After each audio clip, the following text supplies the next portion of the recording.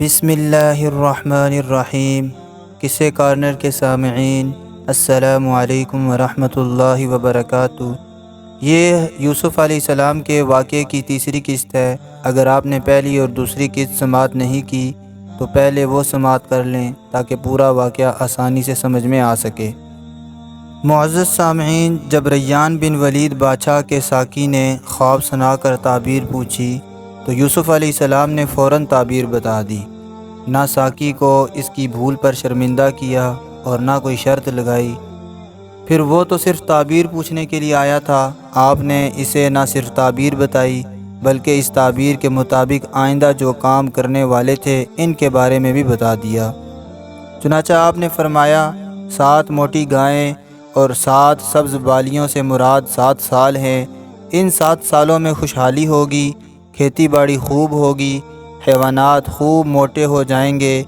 اس کے بعد 7 سال ایسے آئیں گے کہ ان میں قحط پڑ جائے گا، ان میں جمع شدہ غلہ سب ختم ہو جائے گا، صرف آئندہ بیج ڈالنے کے لیے تھوڑا سا بچ رہے گا۔ دبلی گائیں اور خشک بالیوں سے بھی 7 سال مراد ہیں۔ ان 7 سالوں میں دبلی گائیں اور سوکھی بالیاں موٹی گائیں اور سبز بالیوں کو ختم کر دیں گی۔ اور اس قحط سے بچنے کی تدبیر یہ ہے کہ خوشحالی کے زمانے میں جو غلہ پیدا ہو اسے بڑی حفاظت سے رکھنا ہوگا، احتیاط سے خرچ کرنا ہوگا۔ اس کی تدبیر یہ ہے کہ جس قدر غلہ کی ضرورت ہو اسے الگ کر لیا جائے اور تھوڑا تھوڑا ضرورت کے مطابق خرچ کیا جائے، باقی غلے کو بالیوں میں ہی رہنے دیا جائے تاکہ کیڑے وغیرہ سے محفوظ رہے اور 7 سال کی پیداوار 14 سال تک چل سکے۔ ایسا نہ کیا گیا تو قحط کا مقابلہ نہیں کیا جا سکتا۔ یہ تعبیر اور تدبیر بتانے کے بعد آپ نے فرمایا، 7 سال تک قحط کے گزرنے کے بعد اللہ تعالیٰ رحم فرمائے گا، خوب بارشیں ہوں گی، غلہ اور پھل خوب ہوں گے، جانوروں کے تھن دودھ سے بھر جائیں گے۔ ساقی نے ان تمام باتوں کو پلے باندھا اور آپ سے رخصت ہو کر بادشاہ کی خدمت میں آیا۔ اس نے یہ ساری تفصیل سنائی۔ بادشاہ سن کر بہت حیران ہوا اور کہنے لگا، ایسی بزرگ ہستی کو جیل میں ڈالے رکھنا ظلم ہے، انہیں فوراً جیل سے نکالو اور میرے پاس لاؤ تاکہ میں ان کا اکرام کروں، ان کی زیارت کر سکوں، خود ان کے منہ سے اپنی خواب کی تعبیر سن سکوں۔ بادشاہ کے آدمی جیل پہنچے اور حضرت یوسف علیہ السلام سے کہا کہ بادشاہ آپ سے ملاقات کرنا چاہتا ہے، تو اس پر یوسف علیہ السلام نے فرمایا، ارجع الی ربک فاسألہ ما بال النسوۃ اللاتی قطعن ایدیہن ان ربی بکیدہن علیم۔ یوسف علیہ السلام نے ان سے فرمایا کہ تم اپنے بادشاہ کے پاس واپس جا کر کہو، ان عورتوں کا حقیقی واقعہ کیا ہے جنہوں نے چھریوں سے اپنے ہاتھ کاٹے، بے شک میرا رب ان کی پرفریب کاریوں سے خوب واقف ہے۔ آپ کی یہ کہنے کا مطلب یہ تھا کہ پہلے میرے بارے میں تحقیقات کی جائیں، مجھے جس الزام میں قید میں ڈالا گیا ہے اس کے بارے میں ان عورتوں سے پوچھا جائے، پھر میں جیل سے باہر آؤں گا۔ چونکہ آپ اللہ کے نبی تھے، آپ کو معلوم تھا کہ کسی پیغمبر کے بارے میں ذرا سی بدگمانی بھی تبلیغ کے کام میں رکاوٹ ڈال سکتی ہے۔ اگر آج ہی شاہی حکم ملتے ہی جیل خانے سے باہر نکل کھڑا ہوا تو ممکن ہے کہ لوگ میری پاک دامنی پر شک کریں، لہٰذا جیل سے نکلنے سے پہلے اپنی پاک دامنی ثابت کرنا ضروری ہے۔ اسی لیے آپ نے جیل سے نکلنے میں جلدی نہیں کی۔ آپ نے قاصد سے فرمایا، اپنے بادشاہ سے جا کر کہو، تجھے ان عورتوں کا مقصد معلوم ہے جنہوں نے دعوت کے موقع پر پھل کاٹنے کی بجائے اپنے ہاتھ کاٹ لیے تھے۔ بادشاہ کو آپ کا پیغام ملا تو اس نے ان عورتوں سے واقعے کی حقیقت معلوم کی۔ ان سب نے کہا، حاشا للہ ما علمنا علیہ من سوء، اللہ کی قسم ہم نے یوسف میں ذرا سی بھی برائی نہیں پائی۔ جب ہاتھ کاٹنے والی عورتوں نے حضرت یوسف علیہ السلام کی پاک دامنی کا اعتراف کر لیا تو اب زلیخا کے لیے اس کے سوا کوئی چارہ نہ رہا کہ اپنی غلطی کا صاف صاف اقرار کر لیتی۔ چنانچہ اس نے کہا، الآن حصحص الحق انا راودتہ عن نفسہ وانہ لمن الصادقین۔ اب تو سچی بات سب پر کھل گئی ہے، دراصل میں نے ہی اس کو اپنی طرف متوجہ کرنا چاہا تھا اور یوسف تو پاک دامن رہا۔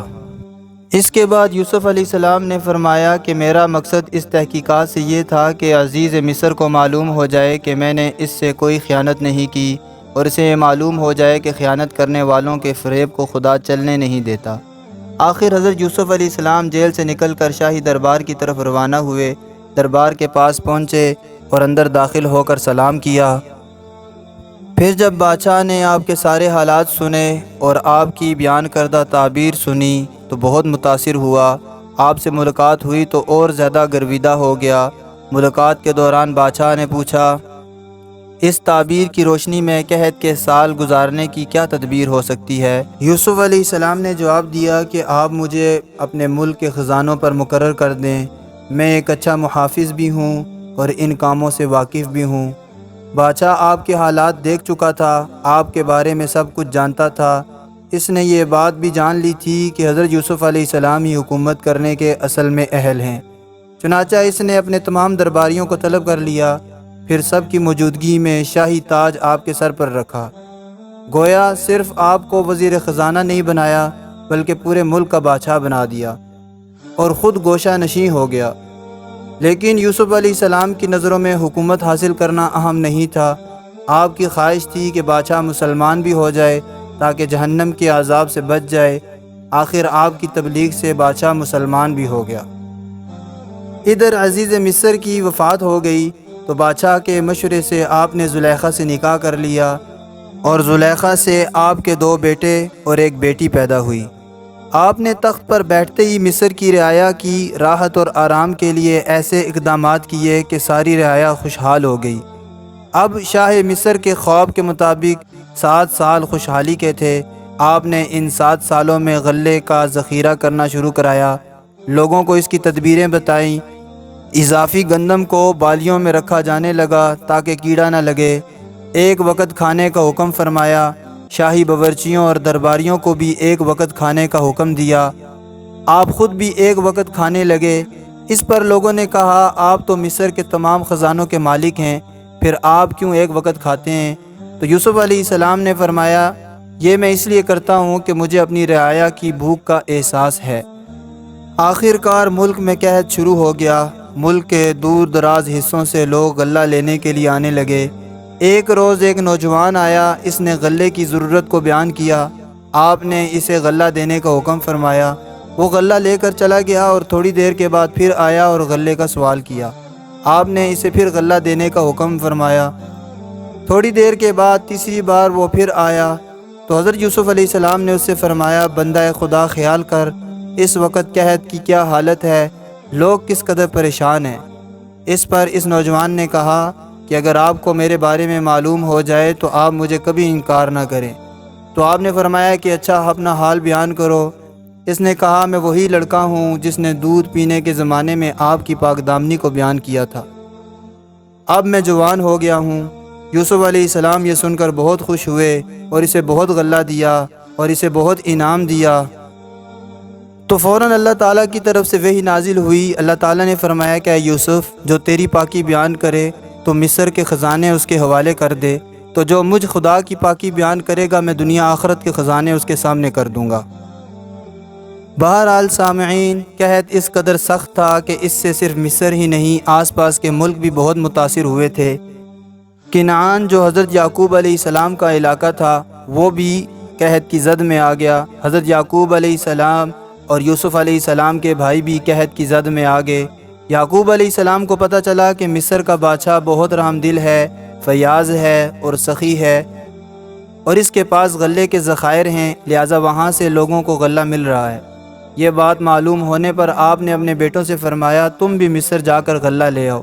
اب چونکہ حضرت یوسف علیہ السلام ایک شخص کو ایک اونٹ سے زیادہ غلہ نہیں دیتے تھے، اس لیے آپ نے اپنے سبھی بیٹوں کو بھیج دیا، البتہ چھوٹے بیٹے حضرت یوسف علیہ السلام کے سگے بھائی بنیامین کو اپنے پاس رکھ لیا۔ یوسف علیہ السلام کے بھائیوں کو کیا معلوم تھا کہ وہ غلہ لینے اسی بھائی کے پاس جا رہے ہیں جسے انہوں نے کنویں میں پھینک دیا تھا۔ اس وقت اس واقعے کو بہت سال گزر چکے تھے، چنانچہ جب بھائی آپ کے سامنے آئے تو وہ آپ کو نہ پہچان سکے، البتہ آپ نے انہیں پہچان لیا۔ وہ تو سوچ بھی نہیں سکتے تھے کہ ان کا وہ بھائی بادشاہ بھی بن سکتا ہے۔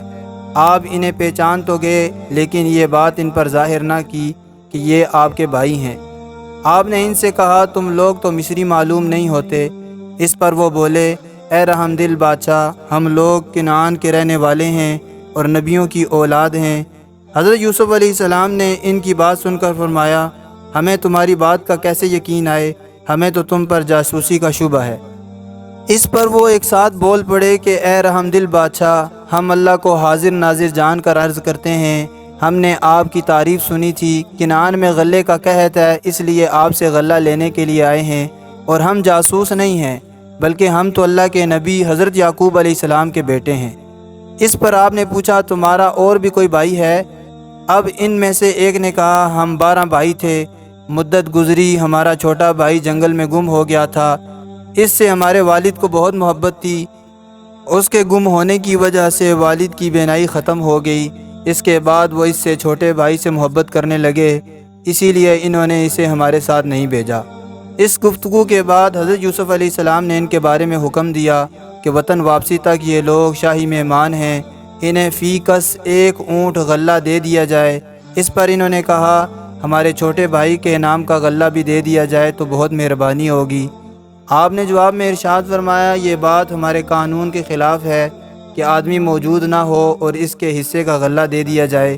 ہاں، تم آئندہ غلہ لینے آؤ تو اس بھائی کو ضرور ساتھ لانا، اس وقت اس کے حصے کا غلہ بھی تمہیں مل جائے گا۔ اگر تم آئندہ اپنے بھائی کو ساتھ نہ لائے تو اس صورت میں تمہیں غلہ نہیں ملے گا، کیونکہ اگر تم اپنے بھائی کو ساتھ نہ لائے تو میں سمجھوں گا کہ تم جھوٹ بول کر مزید غلہ حاصل کرنا چاہتے تھے، اس صورت میں تم ہمارے ملک میں قدم بھی نہ رکھنا۔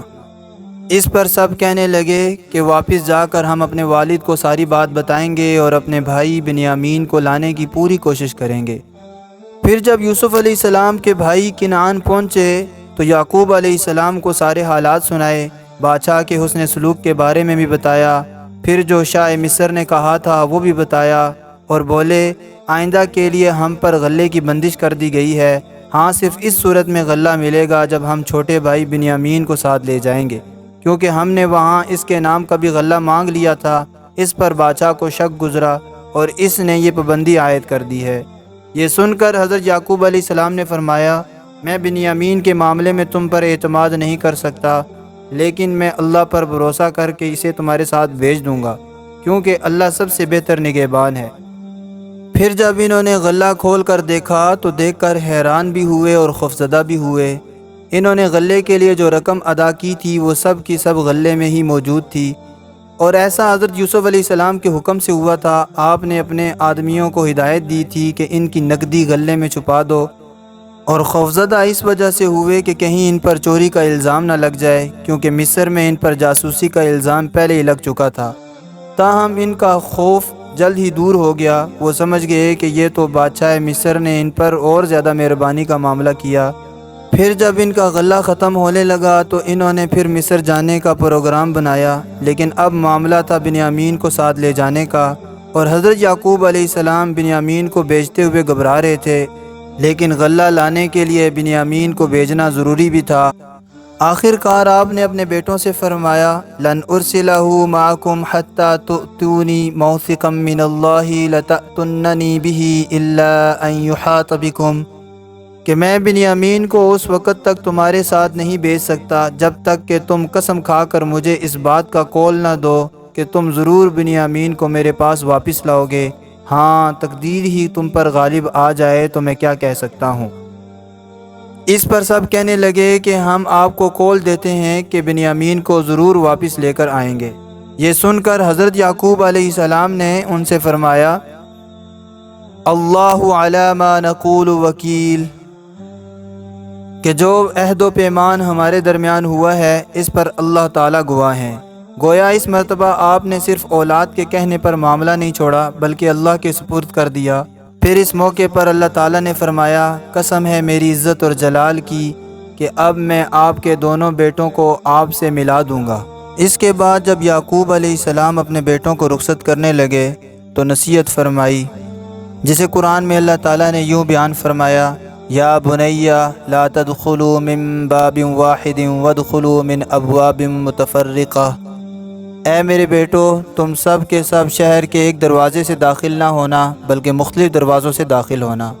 آپ نے یہ نصیحت کیوں کی، اس کی وضاحت میں علماء نے لکھا ہے، چونکہ 11 بھائی تندرست و توانا اور خوبصورت تھے، ایک باپ کی اولاد تھے، اس لیے ایک دروازے سے داخل ہونے کی صورت میں لوگوں کی نگاہیں ان پر اٹھتیں اور نظر بد لگنے کا خطرہ تھا، اور دوسرا یہ کہ پہلی مرتبہ بادشاہ نے ان کے ساتھ خاص مہربانی والا معاملہ فرمایا۔ انہیں دوبارہ آتے دیکھ کر کوئی حسد میں مبتلا ہو سکتا تھا اور ممکن تھا کہ کوئی انہیں نقصان پہنچانے کی کوشش کرتا۔ بہرحال والد کی نصیحت کے مطابق سب بھائی الگ الگ دروازے سے مصر میں داخل ہوئے۔ اس سفر میں بھی انہوں نے بنیامین کے ساتھ اچھا سلوک نہیں کیا، اسے سخت سست کہتے رہے، جھڑکیاں دیتے رہے۔ بنیامین صبر سے ان کے طعنے سنتے رہے۔ آخر یہ پھر دربار میں پیش ہوئے اور کہنے لگے، بادشاہ سلامت، آپ کے حکم کے مطابق ہم اپنے چھوٹے بھائی کو ساتھ لے آئے ہیں۔ والد محترم انہیں ساتھ بھیجنے پر آمادہ نہیں تھے، ہم نے بہت منت سماجت کی، تب انہوں نے اسے ساتھ بھیجا۔ حضرت یوسف علیہ السلام نے فوراً چھوٹے بھائی کو پہچان لیا، لیکن بنیامین نہ پہچان سکے۔ آپ نے انہیں شاہی مہمان خانے میں ٹھہرانے کا حکم فرمایا۔ انہیں اس طرح ٹھہرایا گیا کہ ایک ایک کمرے میں دو دو بھائی ٹھہرائے گئے۔ بنیامین رہ گئے تو حضرت یوسف علیہ السلام انہیں اپنے ساتھ اپنے کمرے میں لے آئے، اور آپ نے بنیامین سے فرمایا، انی انا اخوک فلا تبتئس بما كانوا يعملون، میں تمہارا بھائی یوسف ہوں، تم ان بھائیوں کے بدسلوکی کی وجہ سے نا امید نہ ہو۔ یہ سن کر بنیامین بہت خوش ہوئے اور دونوں بھائی گلے ملے۔ پھر بنیامین کہنے لگے، بھائی اب تو میں ان کے ساتھ نہیں جاؤں گا۔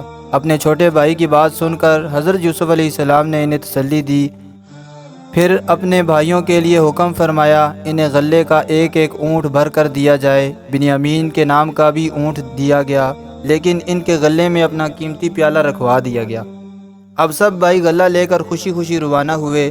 ادھر حضرت یوسف علیہ السلام نے شاہی خدمتگاروں کو ان کے پیچھے روانہ فرمایا۔ یہ خدمتگار قافلے کے پاس پہنچے تو ان میں سے ایک نے اعلان کیا، ایتھا العیر انکم لسارقون، اے قافلے والو تم تو چور ہو۔ یوسف علیہ السلام کے بھائی یہ سن کر ایک دم رک گئے، غلہ ملنے کی خوشی دھری کی دھری رہ گئی۔ انہوں نے کہا کہ ہم چور نہیں ہیں، تم بتاؤ تمہاری کیا چیز گم ہوئی ہے، ہم ابھی یہیں ہیں، چاہو تو تلاشی لے لو۔ ساتھ میں انہوں نے کہا، ہم تو یہاں پہلے بھی آ چکے ہیں اور غلہ لے کر جا چکے ہیں، نہ ہم خود چور ہیں نہ چوروں کے گروہ کے ساتھ ہمارا کوئی تعلق واسطہ ہے۔ تو شاہی خدمتگاروں نے کہا کہ ادھر ادھر کی باتیں ہمارے ساتھ مت کرو، ہمارے بادشاہ کا قیمتی پیالہ غائب ہے، تم یہ بتاؤ کہ اگر وہ پیالہ تمہارے سامان سے مل گیا تو تمہاری کیا سزا ہے؟ تو اس پر وہ سب بولے، جزاؤہ من وجد فی رحلہ فہو جزاؤہ، کہ جس کے سامان میں پیالہ ملے گا وہی اس کے بدلے میں سزا بھگتے گا۔ دراصل یہ سب دین ابراہیمی کے پیروکار تھے۔ ان کی شریعت میں چور کی سزا یہ تھی کہ جس کے پاس سے چوری کا مال نکلے اسے 1 سال کے لیے غلام بنا کر رکھا جائے۔ انہوں نے فوراً ہی یہ اعلان کر دیا، کیونکہ وہ تو جانتے تھے کہ انہوں نے چوری نہیں کی۔ شاہی خدمتگار ان سب کو واپس لے آئے اور انہیں حضرت یوسف علیہ السلام کے سامنے پیش کر دیا۔ آپ نے ان کی سامنے تلاشی کا حکم دیا۔ پہلے دوسرے بھائیوں کی تلاشی ہوئی، پھر سب سے آخر میں بنیامین کی تلاشی لی گئی تاکہ دوسرے بھائیوں کو کسی طرح بھی شک نہ ہو۔ اس طرح پیالہ بنیامین کے سامان سے برآمد ہو گیا۔ اب تو ان سب بھائیوں کے ہوش اڑ گئے اور فوراً پکار اٹھے، اگر بنیامین نے چوری کی ہے تو اس سے پہلے اس کا بھائی بھی چوری کر چکا ہے۔ تو معزز سامعین، یوسف علیہ السلام نے اپنے بھائیوں کو کیا جواب دیا اور ان بھائیوں نے یعقوب علیہ السلام کو کیا جا کر جواب دیا، یہ اگلی قسط میں آپ کو انشاءاللہ معلوم ہوگا۔ اب تک اگر آپ کو ہمارا یہ قصہ اچھا لگا ہے تو آپ سے درخواست ہے کہ ہمارے چینل قصے کارنر کو سبسکرائب کریں اور کومنٹ میں اپنی رائے کا اظہار کرنا نہ بھولیں۔